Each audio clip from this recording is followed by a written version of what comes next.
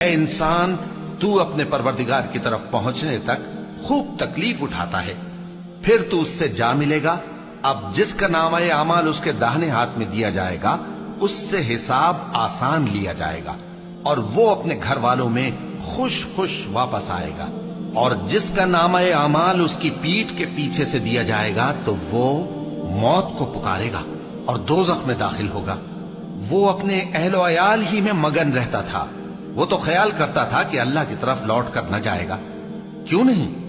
اس کا پروردگار تو اس کو دیکھ رہا تھا۔ سو میں شام کی سرخی کی قسم کھاتا ہوں اور رات کی، اور جن چیزوں کو وہ اکٹھا کر لیتی ہے ان کی، اور چاند کی جب وہ پورا ہو جائے کہ تم لوگ درجہ بدرجہ ضرور چڑھو گے۔